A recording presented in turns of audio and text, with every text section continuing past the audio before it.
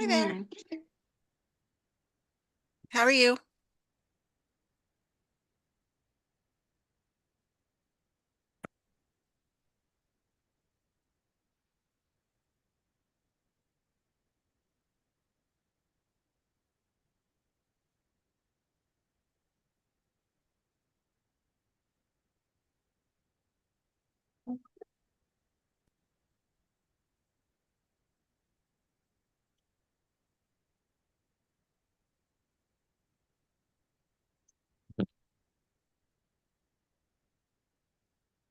You hear me okay, Catherine?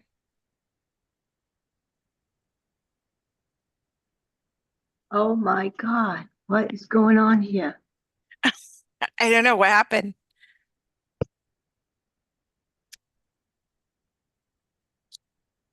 Oh my goodness. Can I hear you, Heather? Yeah, that's what I was asking.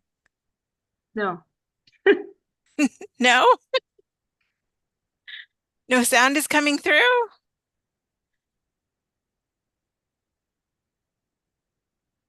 Oh my God, Heather, this is a disaster. Oh, good Lord. Now? Hi. Hi, I'll take off the headphones then. I've been having issues with them all day. Oh my God. I'm having issues, period. So, All right. I've been going okay. in and out. Right. So this is better.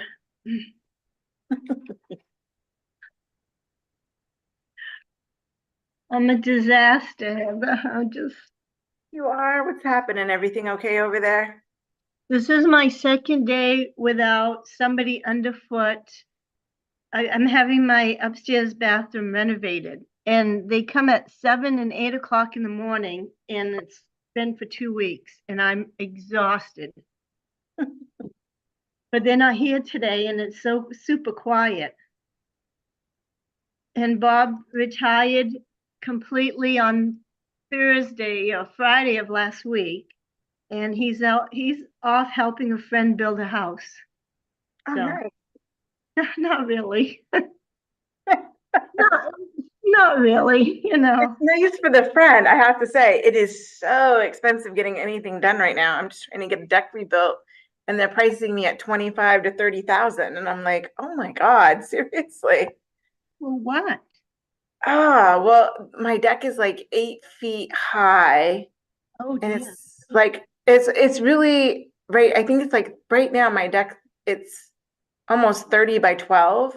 And I'm like, let's just take 5 feet off of it because I don't actually need the part that's Yeah. but it's just expensive with the materials and digging the Oh, holes and I can't even imagine. I mean, my bathroom was ridiculous. But I I mean, I did everything. I did everything on foot. I went there, I explained to him I have a budget for my faucets and all that stuff. And it's like their first budget came in at $2,500 for my shower and my tub faucet. And it's like, are you kidding me? Are yeah, you? I said, no. I said, I probably can go to Home Depot and get it for $100. yeah, And she says, oh, we have kits. So their $2,500 quote came down to $800. yeah. Isn't that funny? It's like, what are what are you doing? I'm not going to live in my bathroom. I'm going to out for the kids. And I wanted, we had a big old Soka jacuzzi tub in there, and I didn't want that. It's Uh-huh, like, uh-huh. but it's like, I can't get enough water in it to make it work. So it's like, so we got rid of that. That's something Bobby wanted to do anyway. So, and that being said, oh my gosh, I bought the tub on Wayfair. It's a Uh-huh. beautiful tub. It's just a regular old tub.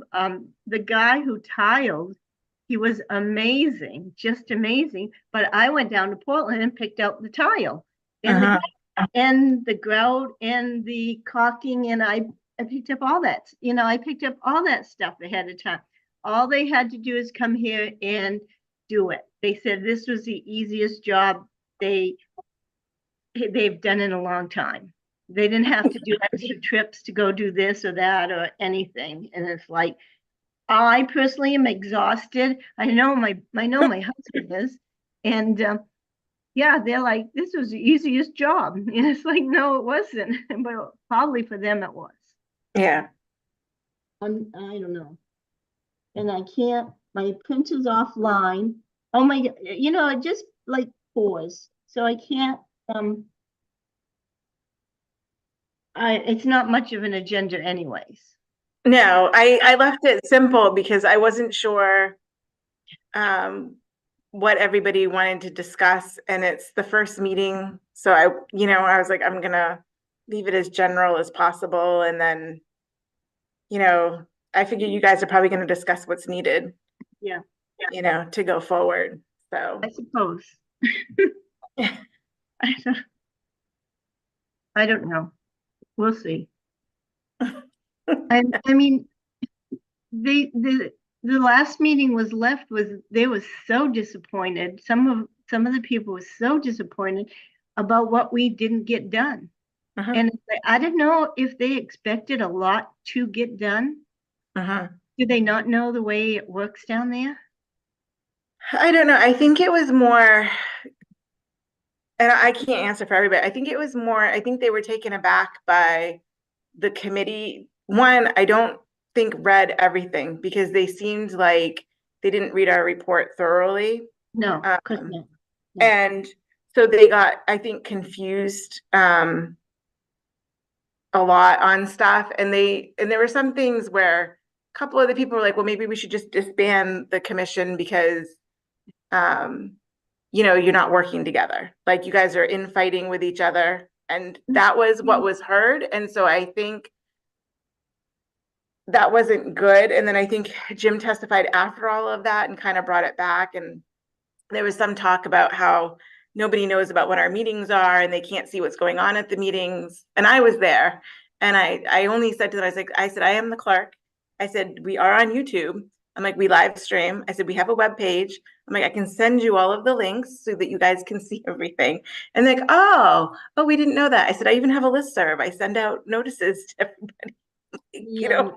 I'm like, we do advertise. I'm like, so I think what you were seeing is some of the people were upset by that because it just seemed like the way some of the groups were up there talking, it was like that there was no consensus within the group and that we were just butting heads. So that's I think that's, we don't, first of all, it's normal, but I'm just saying, I think that's doesn't? where everybody was like, what?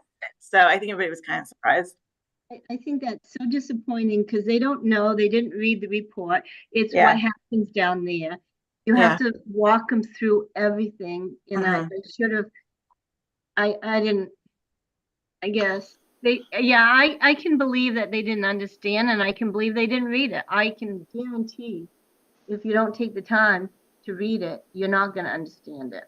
So that's too bad. Hi, Carla. How are you? I'm fine. How are you doing? Good, good. How was your long weekend holiday? It was very nice. Thank you. Oh, good. Oh, good. Hi, Jim. How are you? Well, thank you, Catherine. How are you doing? Yeah, pretty good. Beautiful day out there today. Here we are stuck on our computers. Well, I forgot about the meeting. I was out at the end of my dock enjoying the sunshine and the water, and it's like, shit. I said, I gotta go in. Should have brought your laptop down to the dock. Yeah, you know what? I don't find myself that confident that something wouldn't happen. Like, no. A computer in the water. Yeah, computer, phone in the water, Right. Heather, good to see you as well. Thank you. Thank you all for being here this afternoon, again, on this beautiful afternoon. Here we are.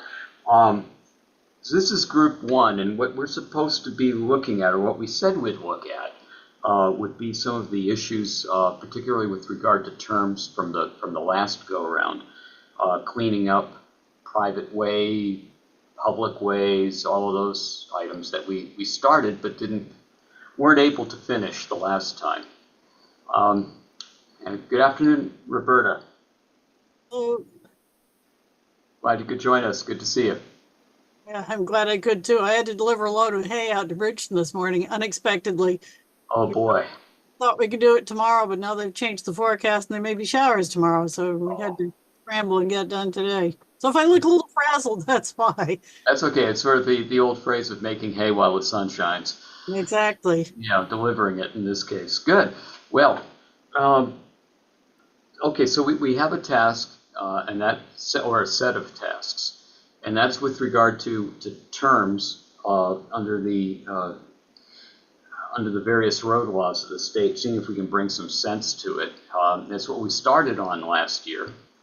And we started down that road, but we were unable to bring it on home. So what do we want to, where do we want to start as a subcommittee? What would be the most efficient way to do this? I guess I was confused. I thought this subcommittee was focused on the one of the new assignments on public access. Okay, I thought that was group 2, and maybe if that's the case and I've got it wrong, Heather, straighten me out. Group 2 is supposed to be road liability, and then group 1 was supposed to be public use. We didn't set up a group for terms. I mean, we have the old group from terms, but we didn't set that up in the meeting. That was All from right. last year. Does that make sense, Jim? If that's where we're at, then that's where we're at.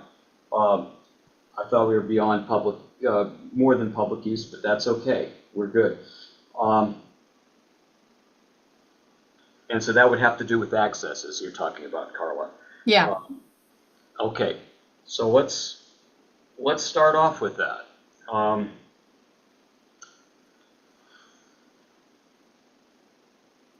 What's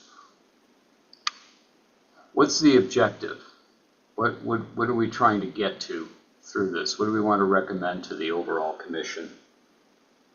Well, my understanding was that we're supposed to look at how public use affects public easements, what damage it causes, and what solutions we could offer to maybe mitigate that damage. Mm-hmm. I was trying to do up a slideshow of examples of damage, and I didn't finish it last night because they're having to load a load of hay. And now my phone is ringing. Oh, I'm sorry, I'm gonna have to take this. I'll be right back.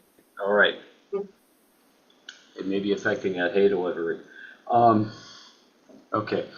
So the scope of public use allowed on a public easement over an abandoned or discontinued road. I mean, the different types of public use, maybe that's the thing to start on. What types of public use typically are made? Some of it is residential access.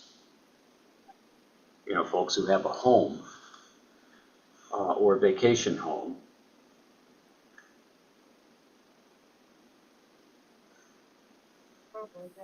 Another type would be, I think, maybe those who have property for logging purposes.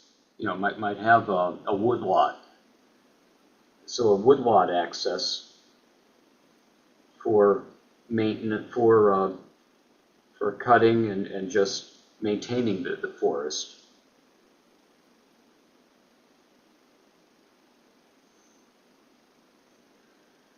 Recreational. And that would involve, for example, Roberta, we're listing the types of public use that might be made of an abandoned or discontinued road. One being residential access, and that's your instance. Maybe your home, it may be your vacation home. Then the type of access that Carla's been concerned about, and that's woodlot access for cutting or maintaining the forest. Mm-hmm. Recreational, which we've heard from various state agencies about, and folks who are snowmobiles, ATVs, Hunters. hunters. Mm-hmm. We get a lot of hunters in the fall, which kind of isn't a good thing because we often get a rainy season in the fall. And not quite as bad as mud season in the spring because you don't have the frost going out from under the road. But it still can chew up the road pretty badly just when you want it to be smooth for winter. Okay, what about other forms of recreation like hikers and cross-country skiers? We want to talk about those as well? They don't do much damage to a road. The only problem there would be if they meet traffic coming the other way and aren't expecting it. That is a problem. Mountain bikes, do those cause Oh, yeah, good point. damage? Mountain bikes, not necessarily, but the motorized bikes do. You know, the motorbikes Mhm. will cause more damage than your recreational fat bike or e-bike and like that. So it is, and the motorbikes are a big thing because they use the ATV trails. So Yeah, there's a video I think is still available on YouTube. If you look up Hibo Road, there are various videos of people using it, and there was one that had a group of people on these motorized, off-road bikes or whatever you call them, and they were just tearing through, splashing the puddles and whooping it up. There was another one that had I don't think it's still available. I think it's been taken down, but there was one that had a fundraising ride that they were doing, and they had one ATV after another coming through a mud hole. I think there were, I don't know, 50 or more bikes, and just splashing the water all over the place and chewing the hole deeper. Okay. So if we're looking at the types of access, and that's where we're starting first, the scope of public use allowed on each easement, we're looking at the type of use, residential, woodlot, recreational. Are there some other things I'm leaving out? you have Yes. to, yes. Oh, sorry, Roberta, go ahead. People following their GPS thinking it's a shortcut to someplace else, which sometimes it is, and sometimes they get halfway in and find there's a bridge out, or that just hasn't been maintained in years and it's not passable in the vehicle they're driving, and they turn around and go out again. So then you get 2 trips instead of 1. So wandering public with bad GPS. Yeah, Okay. we've even had a tractor trailer at 6 o'clock in the morning. Did he get out and ask you for directions at 6 a.m.? No, but I happened to be up because I had a job that started early and David had gone back to bed. So Okay. I heard him go by and I went running out and looked, and sure enough, about 30 seconds later, I heard his backup alarm, and I came running back in and I said, David, you're going to need to help this guy get turned around. He had to help him back for a quarter of a mile to a place where he knew that there was ledge underneath the field to the side where he could back onto it safely and get turned around to go out. Boy, I hope there's an administrative fee for that service. So yeah, I understand. What are some other types of uses? I assume there also could be commercial, industrial access. You have to remember that just because people don't own the front of a piece of property, they own the back piece of a property. So you have to keep them in mind that they need still to have access to their backland. And that's going to be is that going to be under public use? Well, as David points out, anybody who's using a public easement is using it as a member of the public, even if they're a landowner, because the landowner generally doesn't have any deeded access to their property. They're depending on that public easement to get to their property. And Right. As other proof that they're using it as members of the public, if a road has been abandoned because it hasn't been used for 20 years, the abutter can't claim a prescriptive easement because he's used it for that 20 years, because during those 20 years, it was still a public road. It's not considered abandoned until the end of the 20 years. So he then has to use it for another 20 years in order to establish a right by prescription so that he can get to his property. So and the right by prescription is something that can always be challenged in court. It's nothing ironclad. It's all a fact-based situation. So if somebody wants to make a difficult problem out of it, they can. I think, I'm thinking that maybe in order to answer this question, it's the scope of public use allowed on a public easement, the need or justification for each type of use, the impact of the public use on property owners and ways to reduce negative impacts. Think of this like a matrix. First column is the type of use. And so we'd say, residential access, maybe commercial or / industrial access, farm access, woodlot access, recreational access for ATVs, snowmobiles, hunters, hikers, and skiers, and mountain bikes, motorized and unmotorized, the wandering public. And are there other groups of public users of these abandoned and discontinued roads, these public easements that we can think of?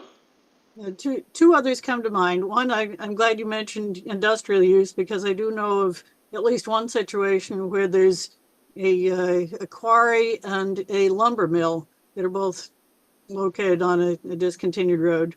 And the two residents at the beginning of the road are miffed because these industrial users refuse to contribute anything to the maintenance of the first part of the road, but they're using it and using it up.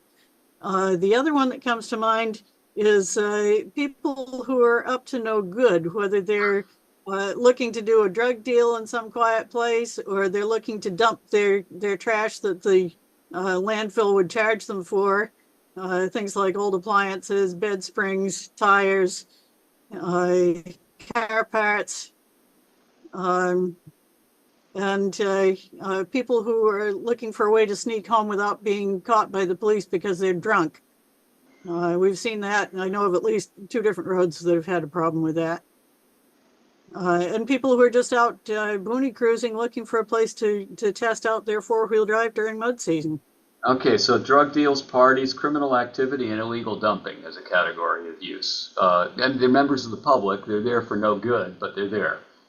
Yep. Okay. We could add keg parties and that sort of thing, but yeah, we know what happens. All right, so the idea would be that this would be the first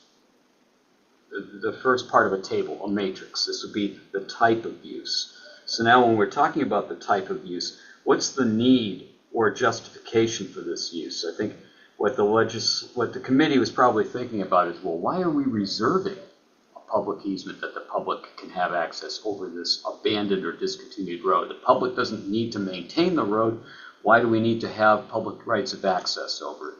And so for each one of those, for residential access, as Roberta mentioned earlier, and this also goes for commercial or industrial, you may not have a deeded easement to your property because your house, your business, was on a street or was on a road. It was a town way. It had been for 100 years, but it was either discontinued because nobody was using it anymore, or it was abandoned because the public wasn't spending money to maintain it, or it was not being used for a fair amount of time.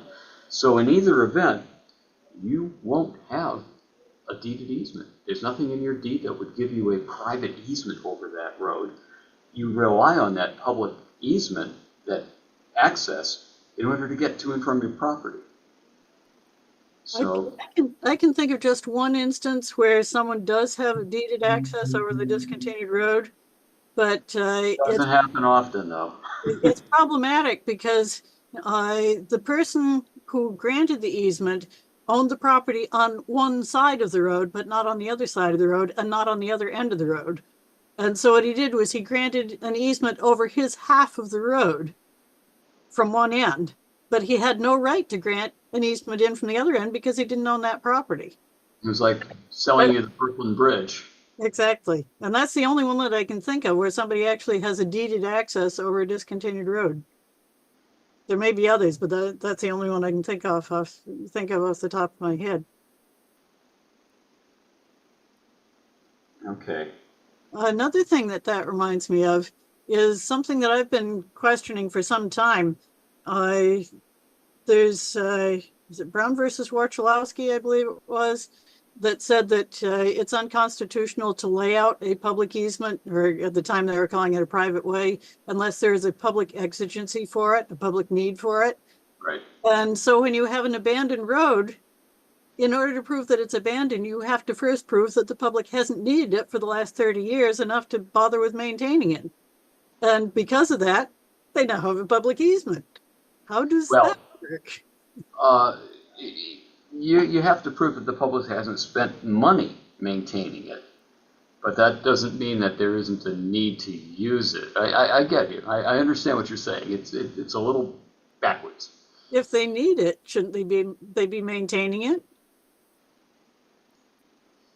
What I've found over the years is that where there's been a discontinuance or an abandonment has been, in large part, it was like the Wayland versus Livermore case. It was a stretch of road in Livermore, and what happened is from Livermore to Canton, there had been farms. A road had been laid out in the 1800s.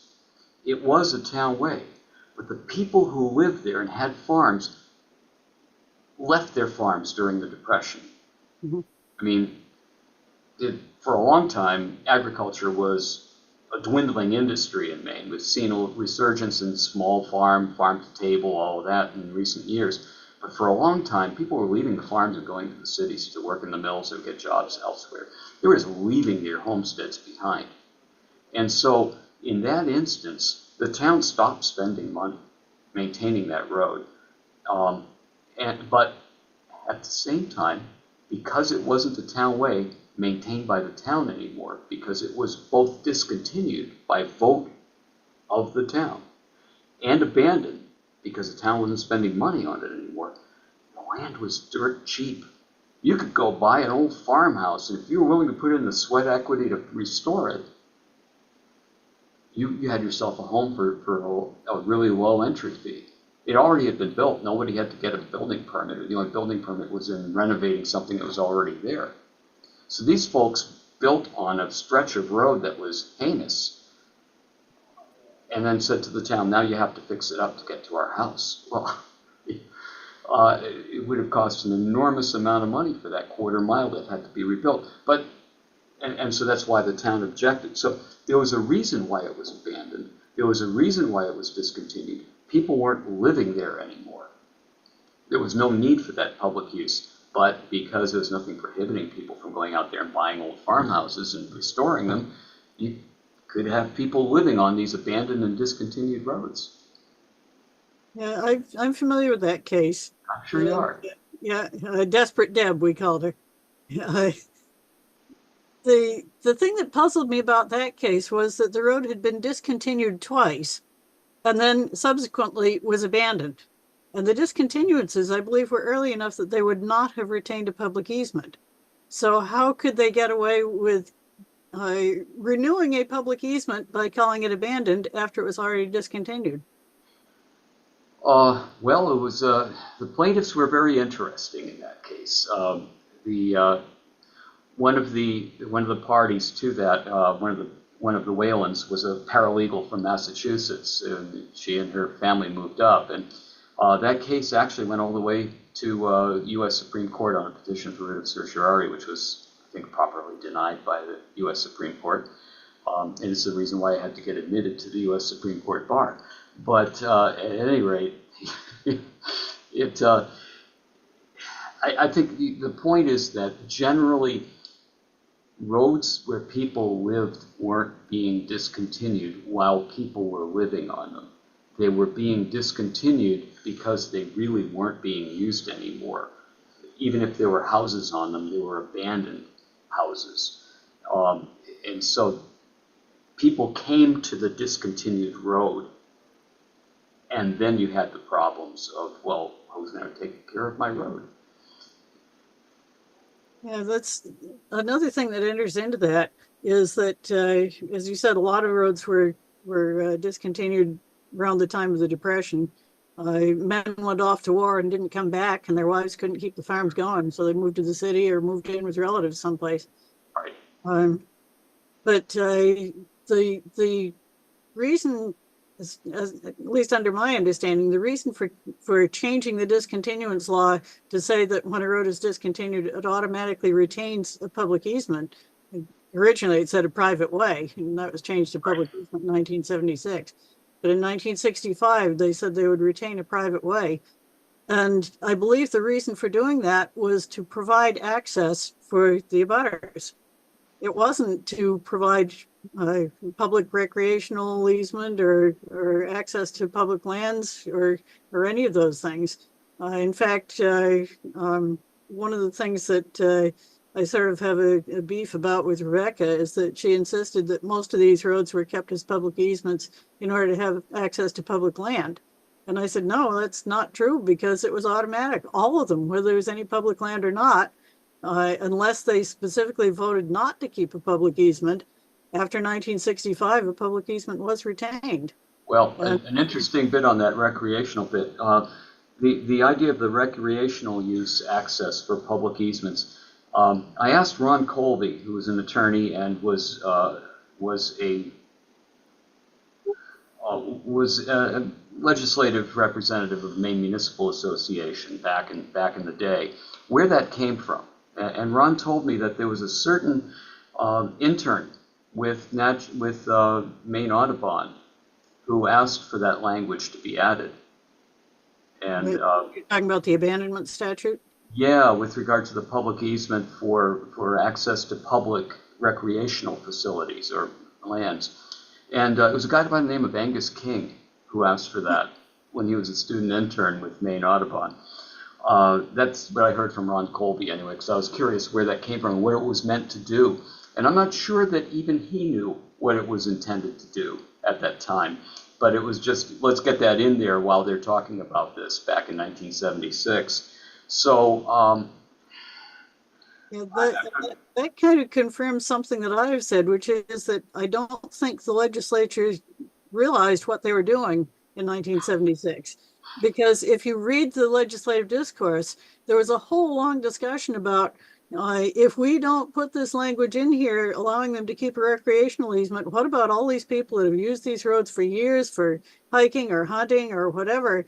All of a sudden, somebody's going to put up a gate and they can't go there anymore. No, they can't, because it said that a road that's been abandoned under this statute automatically takes on the same status as it would have had after a discontinuance under Section 3026. And Section 3026 says you automatically keep a public easement. If they had known that, they wouldn't have had to keep the recreational easement. So I think that right. I think that saying that abandonment automatically retains a public easement was a mistake. Yeah, I don't know about that piece, but let's the way it is right now, with regard to residential, commercial, industrial, and really even woodlots, having the public use, the need for that public use is in order to have access to your land. Because you don't have a deed. You don't have a deeded access if it's been discontinued or abandoned. Right. So in order to have continued access, you need that. Recreational use isn't so much a deed issue. I mean, if I go out and I'm hiking, I don't look to see whether I have deeded access to a road. The question is there a public right to use the road? And so for the recreational users or the general public, even if they're conducting drug deals, parties, or criminal activity, they're there because there's a public right of access, not because there's a deeded access to them. So if people these types of uses either rely upon a substitute for deeded access or just the right to use it for public access. Well, Does that make sense? That kind of goes back to the original concept of a private way. Originally, I guess the selectmen could lay out a private way on their own initiative, but usually the way it worked was that someone would go to the town and they'd say, hey, there's no access to my property. Can you lay out a road for me? And the town would say, well, we have no need for a public road there. But if you will pay the damages for the taking of the land, we will lay out a private way. And a private way was for the purpose of connecting improved land that was not yet connected to the public road system, And it would invariably be a dead end because it didn't go to and past the property. It just went to the property. So the only people using it later. Yeah, but then it wouldn't be a private way. It would be something else because it was already connected to the public road system. So you can't lay out another private way to connect it when it's already connected. But in most cases, then the people that would be using it would be people going to that property, whether it was a mill or a farm or whatever. They'd be going there to do business with that person. So it was in his best interest to pay the damages for the way. But now when you have discontinued roads that are called the same thing, it really isn't the same thing because in most cases, these discontinued roads were at one time through roads and still appear on Google and maps and things to be through roads. And that's where you get the through traffic on them that has no business with any of the abutters. Well, maybe we need to narrow the scope of what we're talking about, Roberta, because I understand what you're saying. What we've been asked to do is the scope of public use allowed on a public easement over an abandoned or discontinued road, not a public easement that once was a private way. You see what I mean? Yeah, I see what you're I don't saying. think the legislature understands the difference, but I think we do. My point is though that it's not the same thing as the original private way, which is now called a public easement. They're two different things because one is a dead end and the other one is used by the general public going through. Understood. Although some of those some of those originally dead-ended private ways may have connected at the other end to other places. They may no longer be dead ends. They may have been developed. I don't know. But the question here is a little more narrow, and that's the scope of public use allowed on a public easement over an abandoned or discontinued road. In those instances, we've identified a bunch of users, and it looks like those users either rely or need that public easement to substitute for the lack of deeded access or to provide public access. The hunter, the skier, the snowmobiler, the ATV person, they're looking for that kind of public access. Catherine, do you agree with that? I agree that we really don't want to be talking about private ways right now, because in the definition that I always learned being in my town, a private way does not meet the code for a road. It's a private way, and it's a narrow road. It doesn't meet the minimum requirements for a road. A private way can be as narrow as you want. So you need to, I guess, be careful with private way always, because they don't go by the same rules that you have to maintain a road that you want plowed. So just saying. And part of that is an ordinance definition of private way. It is an ordinance definition, but it's also, it's what my public works goes by. So if you have a private way, private road or private way, your road is not going to be maintained by the town because it's not as wide as it needs to be. So there's a different definition for this public way. Right. There may be instances where you have a private way that is now called a public easement and the town would have a right to maintain it, but that's a different situation. You're talking about what's called a private way under your ordinance. And so I get it. Okay. But we're talking about something different, but we're not even going to go with private ways. Yeah, I would asked to just talk about public easements that are left over after abandonment or discontinuance. So we're narrowing our focus. Yep. So when we're talking about the impact of the public use on abutting property owners and ways to reduce negative impacts, let's talk first about impacts, and we can talk about how to reduce any negative impacts. Okay? So if we're talking about access for a residence, what are some of the impacts, good or bad?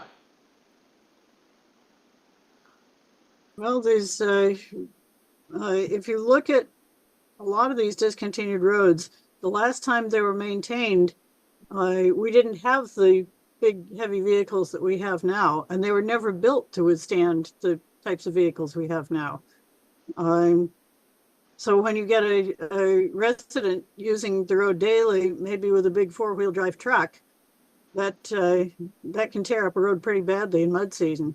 Lots of times we'll tell people, please don't come in, it's mud season and the road's pretty bad. And they say, oh, don't worry about it, I've got four-wheel drive, I can make it. You say that's not the point. The point is that you will chew up the road, and we will then spend hours and hours and hours, days, weeks, trying to put the road back into some kind of almost crown and smooth surface after you're done with it. A truck or an SUV is going to have a different impact than my Toyota Camry on the road and all. So wear and tear of larger vehicles would be an impact and a negative one for residential use.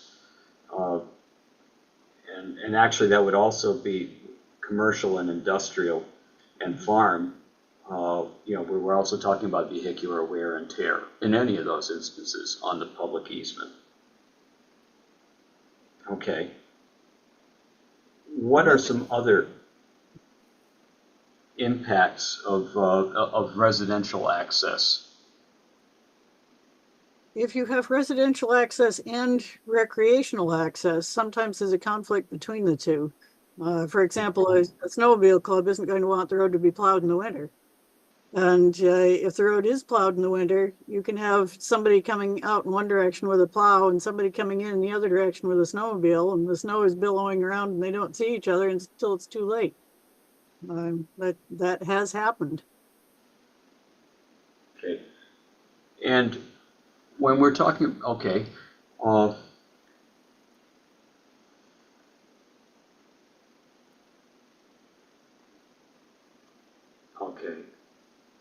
I think Brian Bronson has the answer to that one, Roberta, is he's doing all these trail systems from old train beds. And what's being done there is he's making parking lots. So they're plowing just to the parking lot, and that's how he's solving that problem. But, So what if you have a resident on the road? Can you make a parking lot at the end of it? Yeah, I know. I'm just trying to figure out how you can coexist here, and because my thought is that most of these right-of-ways, the county ways were usually laid out as 4 rods wide, and townways usually were 3 rods wide. That's 3 rods is 49.5 feet. 4 rods is 66 feet. 60 feet. I'm trying to think. 50? No, 66 feet. So there's a lot of leeway. Would it be possible to have a plowed road with a snowmobile trail alongside it? In some cases, that's possible. In some cases, it isn't really possible due to ledge or people not wanting their trees cut or whatever. But in some cases, that is an option. And it's not. I mean, if you, I'll just give you an instance right now. A person traveled along Route 3 with his ATV and got fined. They don't want to have the recreational vehicles that close to roads. So he got fined for traveling Route 3, which is crazy in itself. But do you want to have a road and a snowmobile trail side by side? I don't see many instances of that happening. Well, that's where you get into the ATV laws. You're not allowed to operate an ATV or a snowmobile for more than a certain distance along a public road unless it's been established as an ATV connector route. And there are some towns that have just made all their roads into connector routes. But traveling on a discontinued road is a little different. You don't have a high volume of traffic traveling at speed. You might have 1 or 2 cars a day. You might have half a dozen cars a day, but it's not going to be, 20 cars per hour or anything like that. So there's not as much of a conflict. And the cars that are traveling on it usually aren't going over, say, 15 to 20 miles per hour, maybe 25 miles per hour tops. I think that discussion should be had with someone that has to enforce these laws about traveling side by side like that. And you're right. You're probably right on the mark with that one, with a discontinued road or whatever. abandoned or recreational, you might be right on with that, but I think we also have an enforcement aspect they have to get some information about. That's where you get into that whole confusion about which discontinued or abandoned roads allow an ATV or a snowmobile and which ones don't. And that's where a lot of the confusion comes with enforcement, because there's no way for the enforcing officer to know whether it's one where it's prohibited or one where it's allowed. Mm-hmm. And Okay. maybe on there, and that something that should be addressed on clarifying what's enforceable, what's not enforceable, and what needs to be done to enforce it. So that, I think that's something, again, on not IF&W necessarily, but the wardens are having a hard time enforcing things to this effect. And the 8 years I've been there, yeah, they've always had a hard time enforcing some of these things. But that's what we're trying to do, is to clarify our end of it so they can clarify their end of it. So right now, your most important thing right now under impact is, you noted the heavy vehicles, but it's not just that. It's what? And the Vehicles, heavy vehicles are big. not just heavy vehicles, but vehicles using it at the wrong time of year, or when the road is soft, or just the way that vehicles use it. If I can get my slideshow put together that I was going to show you, there's a tendency for most people to drive up the same two ruts, and they'll almost invariably tell you, oh, no, I don't drive in the same two ruts, but their tire tracks say something different. And when you keep driving in the same spot, they drive right up the middle of the road, and they leave two depressions in the road. And it may not look like much at first, but over time, those depressions get deeper and deeper and deeper until eventually you're scraping bottom in the middle of the road. And people don't have the sense to put one tire in the middle and one tire on the edge and wear it out evenly. So the resident who's there every day sees what's happening. And if they're a little bit savvy, they figure out that they need to drive on the high spots. But the people who don't live on the road, and some who do live on the road, will still persist in driving in those same two ruts. And eventually you find an old old muffler there. But yeah, or you see rocks with a scrape mark on it where somebody hit bottom. yeah. But then what happens is that the rainwater can't get off the edge of the road, because the people that always drive in the middle push the dirt up on the sides, and you get a berm along the edges of the road. It destroys the crown, so the water can't just drain off the sides, and instead the water runs straight down the road. And if there happens to be any slope at all, it gains volume and momentum and eventually washes out the road. If we're talking about the impact of certain uses, we've been talking about the impact of residential uses, but also commercial, industrial, and farm. Anytime when you have a use that's associated with vehicles going up and down, and woodlots too, you have the potential there will be some wear on the road. There will be somewhere, and you will need plowing, you will need grading, you will need general maintenance, repair for that road. The greater or larger the vehicles are, the more they're used during mud season, the greater the damage to the road, the potential for ruts. And then there are potential conflicts of these accesses with access use with recreational uses. You've got ATVs, or you're looking for snowmobiles, you're trying to plow it, but the snowmobiles want to use it and they don't want it plowed, all those sorts of things. Are there different impacts that we can think of these types of uses? General public, recreational uses, woodlot users, residential, commercial, industrial, farm. What are some other impacts? When it comes to the logging use, things have gotten a lot better. It used to be that, back in the 70s when my husband was first here, the loggers would haul out even during mud season. They just put a skidder in front of the log truck and a skidder behind the log truck and drag it through the mud, which made an awful mess of the road. Now they're a bit more considerate about it.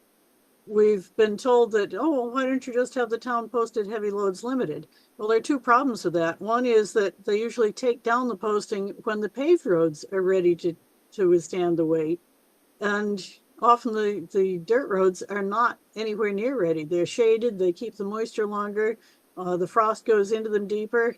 And so they're not ready to have the posting removed when the rest of the roads are. Another problem is that if the temperature is below 32 degrees, the trucks are allowed to use it even when it's posted. And 32 degrees is not enough to freeze a dirt road solid, especially if it's been 33 degrees all night and then just before dawn it dips to 32 and the logger comes in quick while it's 32, loads up his truck and leaves while the road is starting to thaw again. You really have to have a good solid freeze in order to hold up a log truck. Carlos, some thoughts on that? Well, I mean, I think that that's, I hope that that's changed some from, from what I've heard, that that's changed over the years, and that most companies with good reputations wouldn't do that sort of thing, and they would return the road to the status that it was before they use it if there is damage that's caused. Well, as I said, it has gotten a lot better. Yeah. But there is still some damage. I know one person that he had rebuilt a discontinued road, not realizing that anybody else had access over it. And then turned out the property and beyond them belonged to a logger. And he used the road and graded it minimally when he left, but it was not in the condition that it was before. They tried various enforcement agencies, nobody would do anything. And they finally end up going, I think it was to the Forest Products Council, who told the logger that, or I guess they notified the wood mill and told the wood mill not to accept any more wood from him until he had straightened the road out. And he did come back and grade it, but again, didn't leave it in the condition that it had been, because the surface gravel had been disturbed, plowed off to the side or pounded into the mud underneath. And so the people were very upset that the road was not restored the way it should have been. Okay. All right. What about recreational uses? What are some impacts of, let's talk about ATVs. What are, good or bad? What are some impacts? Noise? Yep, noise is one. Okay. Again, there's a clause in the ATV and snowmobile laws that says that they have to be a certain number of feet from a dwelling.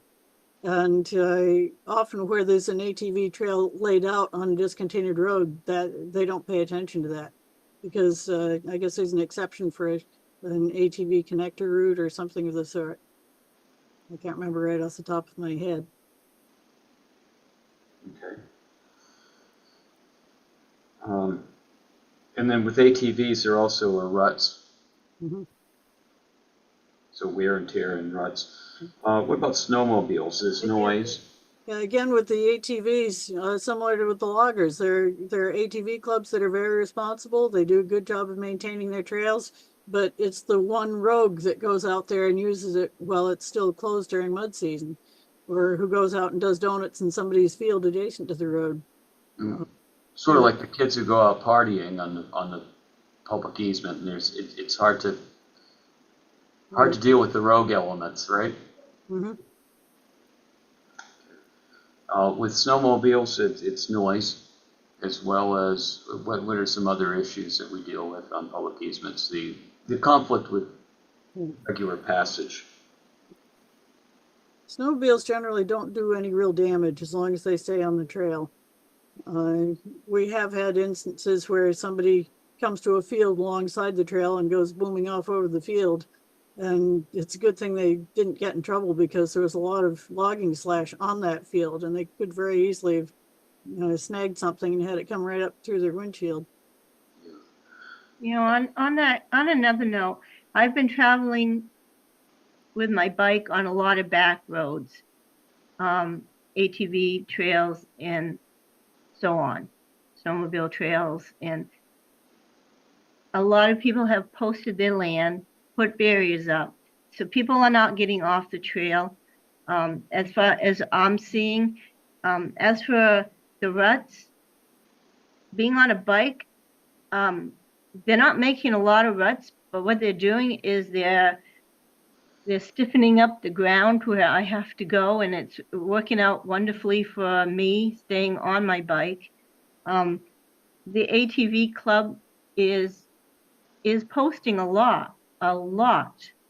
Do not go off the trail. Do not, do this. So they have come a long ways.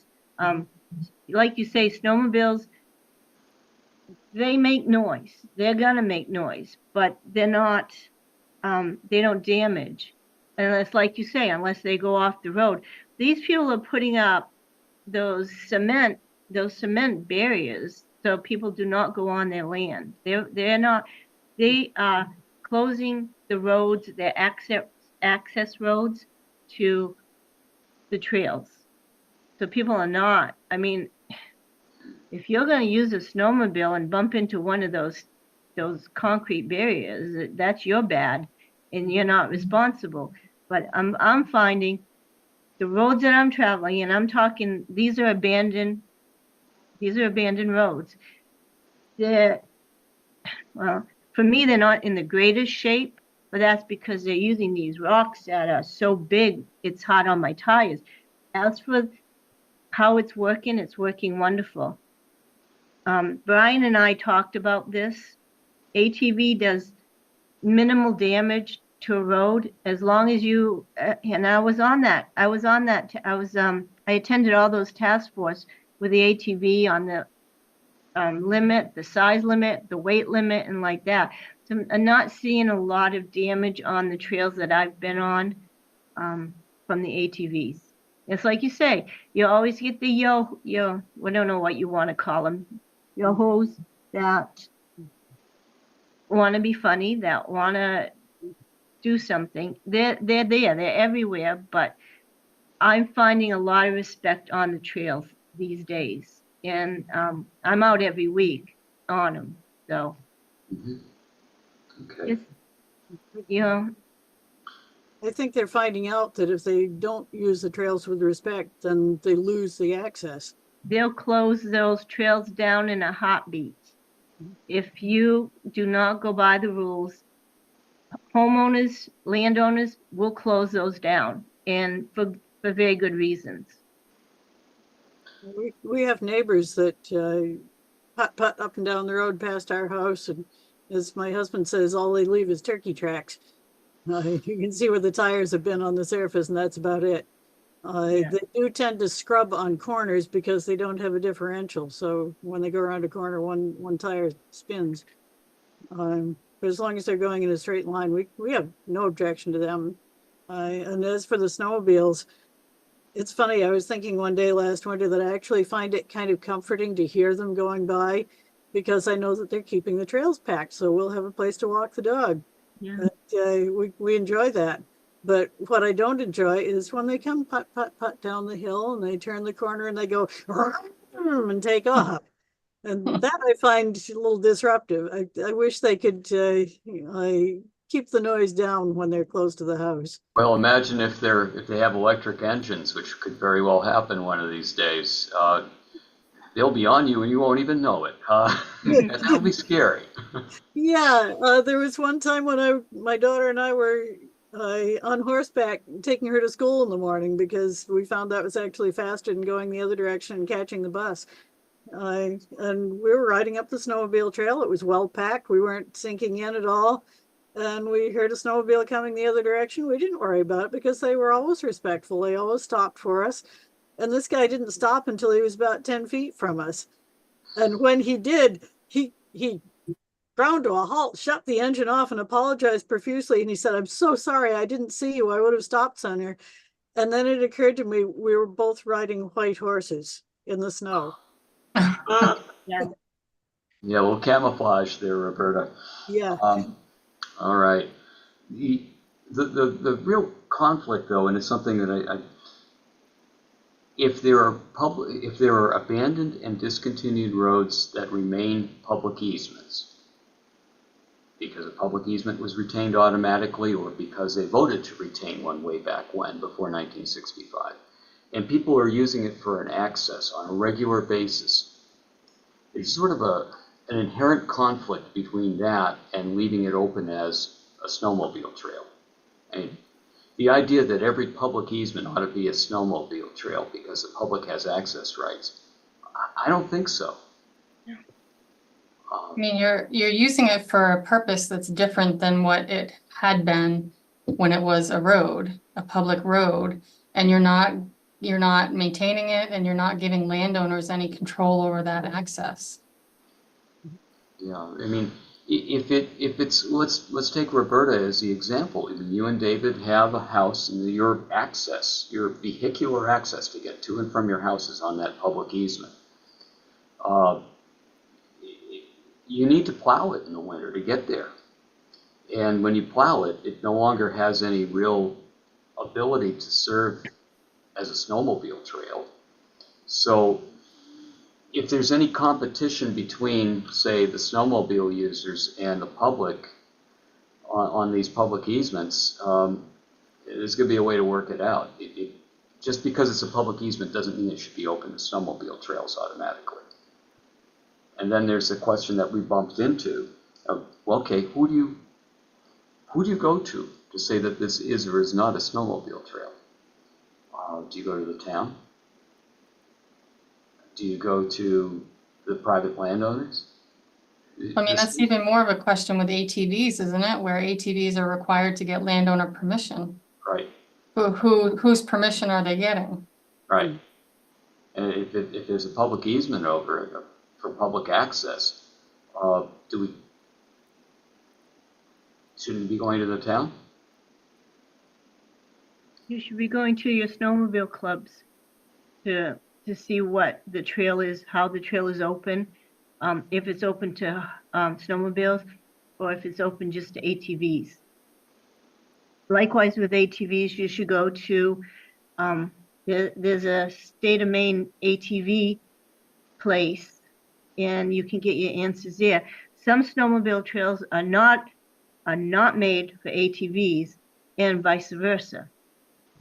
So those are your snowmobile clubs. They would have your trail maps, where you can and can't go, and your ATVs have people. You do. The only people that you don't have are like me, the bikes. There's not a lot of trails for bikes that are listed. So you call, I called the ATV people to see if I could use my bike from Oakland to Bingham.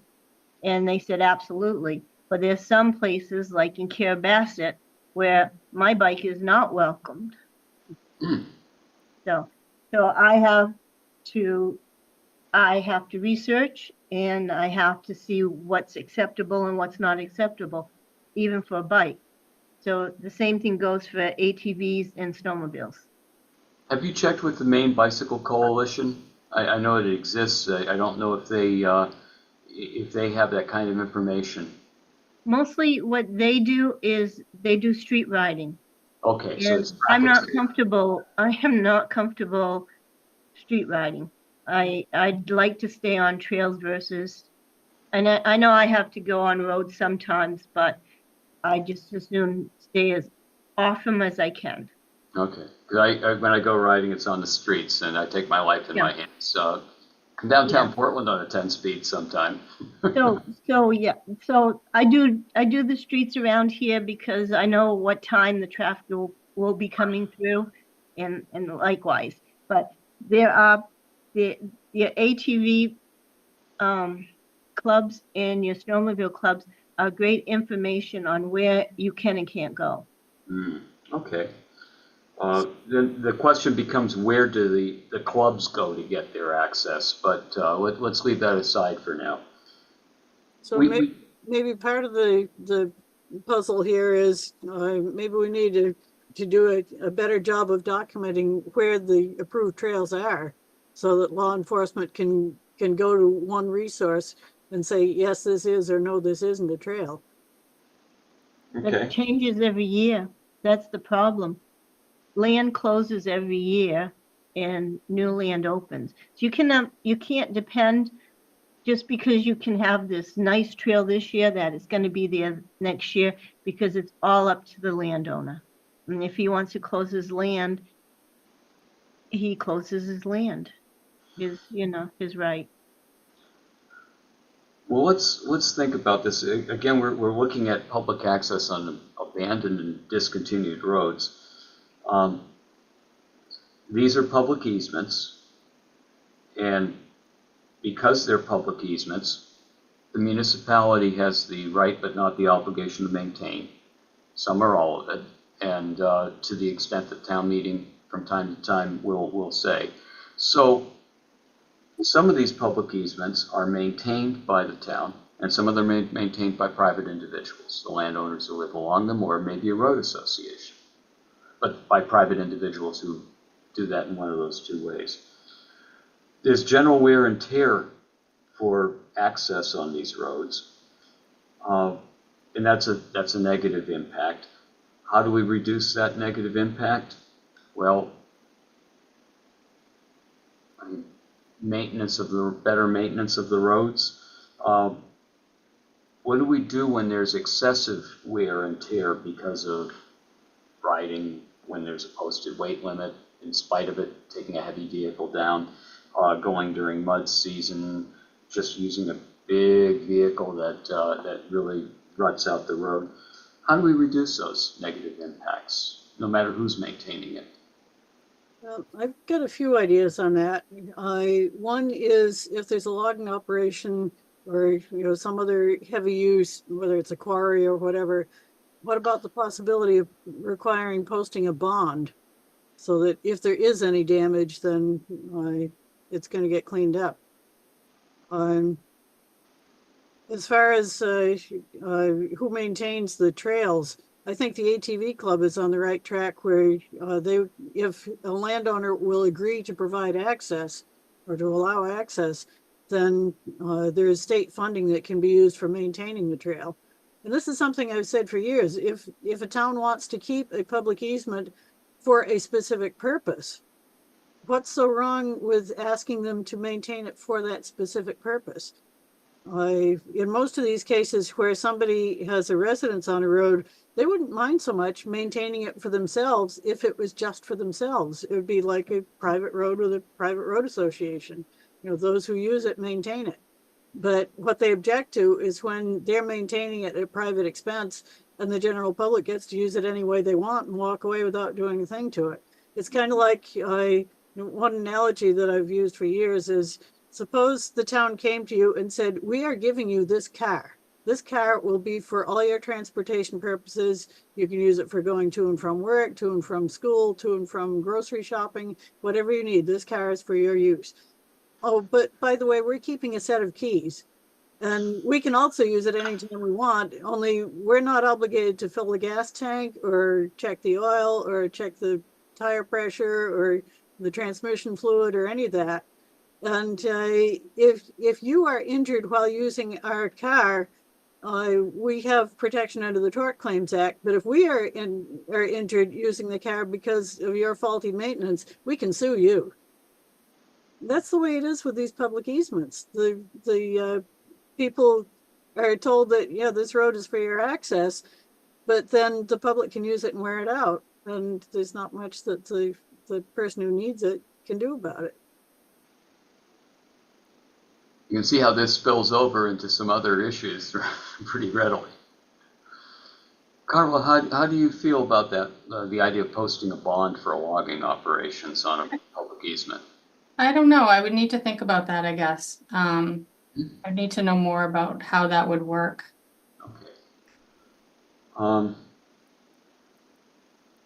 right. So it seems like road wear and tear is really the big negative impact on all of these, whether it's an ATV doing donuts or whether it's large-scale ATV use or somebody operating during mud season, whether it's my SUV or a logging truck or some 18-wheeler dropping off materials for commercial or industrial use, the sawmill that you were talking about earlier, or the quarry. For any one of those, that seems to be the biggest negative impact. The other negative impact on general public use is the misuse by people who are partying, conducting criminal activity, all those sorts of things.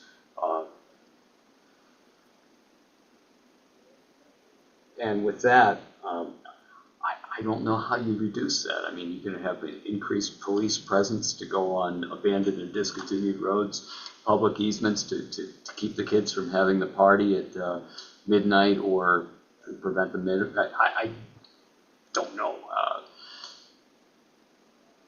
Damage to roads. There is the statute that says that it's a Class E crime to damage a public easement with a motor vehicle. Sure, but you have to catch them first. right. And then you have to prove that they did the damage, and you have to prove the extent of the damage. So you almost have to anticipate when they're coming and go out and take pictures of the road before they damage it, and then catch them on camera and get their license plate number as they're damaging it in order to have a case against them. Universal security cameras on all public easements. Yeah, the problem with that is the cameras get stolen. Yeah, unfortunately, you're right. That would happen. So, okay. One question for you here. Yeah. It's something that I've had trouble understanding is for years we've said if a town wants to keep a public easement for a specific public purpose, fine, provide just enough maintenance to support that public purpose. And we always hear MMA saying, oh, no, that's an unfunded mandate. Well, is it an unfunded mandate that we have a law, it's Title 23, Section 3651, that says that towns are required to keep their roads safe and convenient for the public with motor vehicles? Why is that not an unfunded mandate? And why can't you just have a similar law that says that if a town has a public easement for a specified public purpose, that they need to provide just enough maintenance for that? This is where the minimum maintenance roads can come in. That if you only want it for an ATV trail, fine, make the ATV club responsible for doing the maintenance. If you only want it as a snowmobile trail, fine, let the snowmobile club be responsible for it. If you want it to be for a hiking trail or a horseback trail or a bike trail or whatever, just provide enough maintenance to keep it for that purpose and to keep it from damaging other people's access. But if you want it to be a free-for-all, if you want to say that, yeah, it's a public easement and anybody can use it any way they want at any time of the year, then you're going to suffer the consequences. Yeah. Okay, but if we wanted to maintain that public access and keep the public access so that you and David can have access over to your house where you don't have a deeded access, why would the town be responsible? I'm just throwing it out there. Why would the town necessarily be responsible for maintaining that public access, which really primarily inures to your private benefit, even though it's a right of public access? Well, this is where the idea of being able to discontinue the public easement and let it be a private easement, that's where that comes in. Unfortunately, we haven't done a very good job of, first of all, making people aware that that's an option, and second of all, convincing them that it's a good option. Because there are cases where you can have, say you've got 6 people up each side of the road, and 5 of them on each side of the road think this is a great idea, and they're all willing to pitch in, they're all willing to grant each other private easements, but there's one on each side of the entrance that won't. So then what do you do? Well, my answer to that is if you can make the inner end of it private and form a road association, maintain it, put up signs or whatever to keep the public from using that part of it, well, for one thing, it's no longer a through road. So that's going to discourage the boony cruisers. But hopefully those two people at the entrance are going to look at and say, hey, you know, their part of the road is in better condition than our part of the road now because they've got some enforcement powers. They're maintaining it. So maybe this isn't such a bad idea to have just my neighbors using it and not the general public. Out of curiosity, have you ever approached your town with that option of making it a private easement and discontinuing the public easement? I'm not sure that we have because they've been so unresponsive to anything else we've suggested.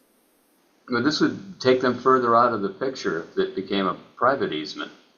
Hmm. I'm just throwing it out there as a, and what has this actually happened? I think that we have enough to be able to do a first pass at a matrix answering this question. What I propose is that at this point I work with Heather to put together that draft matrix and send it out to each of you. And if you have additional thoughts, comments, suggestions, criticisms, changes, you just send me back by email what you'd like to see changed. Does that sound fair? Yeah. Can I add one more thing though? One more Please. option for reducing or Yeah. reducing the negative impacts. The legislature seems to be or have moved in the direction of, at least in terms of the abandoned roads, of limiting them to foot and motor vehicle traffic. Hmm.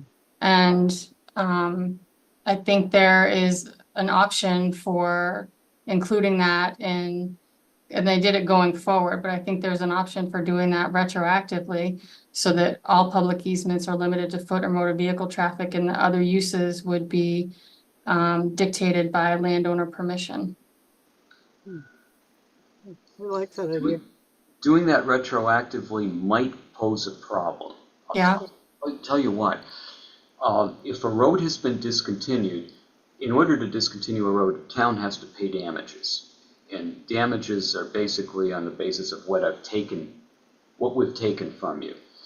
And the idea being that if they get a public easement without constraints, without limitation, that was the bargain.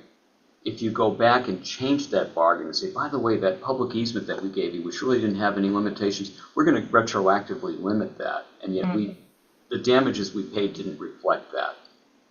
So that may be an unconstitutional taking to go back and rearrange that. But you certainly could say prospectively, from here on out, when we do this, it's going to be limited to these. Now, if you do that, just thinking out loud too, you may have problems from the snowmobile and ATV folks and all who say, well, wait a minute. We want to be able to use that formerly public road for our access. And you're cutting us out of the bargain from here on out. We didn't like it when it was done before, and we certainly don't want to expand it. And I think it goes back to landowner control, having some ability to control the access that's on that public easement versus the town being able to open it up for different uses. So the landowners could still consent Yeah. to ATV or snowmobile, but it just doesn't become a public thing where you go to town and say, Right. can you run snowmobiles there? Right. Yeah, that's another question of wording. If you look at the grammar, if access is by foot or motor vehicle, does that mean that it should be one or the other? Or does it mean that you can do either one? Would say pedestrian and motor vehicle traffic or something, so that it would mean both. You wouldn't do them simultaneously, but you could, you could have either one. Could you possibly say that the public purpose is the foot traffic and access for the landowners by vehicle? Or is that too much of a conflict? Well, if it's access for the landowners, what happens when the UPS truck comes by for the landowner, or the fuel truck, or? They would be assumed to be by permission of the landowner. Yeah, you would be, your guests, your invitees, the standard real estate language. As for the constitutional question with the compensation for damages at the time of the discontinuance, the problem with that is that it's one thing to say, okay, as of this day, you don't have the same road that you had before. You no longer have public maintenance. But what happens when the public continues to damage the road? And this is where we have a constitutional issue with it, that you pay the landowner damages on the day when you discontinue the road. And then because it's no longer an open, public, maintained road, he takes on the maintenance and he rebuilds the road. And then the next mud season, somebody comes through at the wrong time and absolutely chews the road up, and he has to rebuild the road again.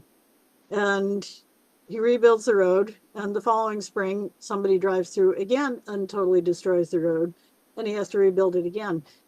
How do you compensate for that going forward? You can't make a one-time compensation for the fact that now he's responsible for all the damage that happens in the future. You ask for really big damages up front. But that's Okay, not the measure of I want damage. forever damages then. I want $1 million because I'm going to be maintaining this road forever. Yeah, the measure of damages in a taking like that or is the loss of value of the property, not the cost of future maintenance to you of your access right. So is it constitutional to assume that the landowner is now going to have to bear the expense of maintaining the road for the public? Well, that leads us to the public easement issue altogether.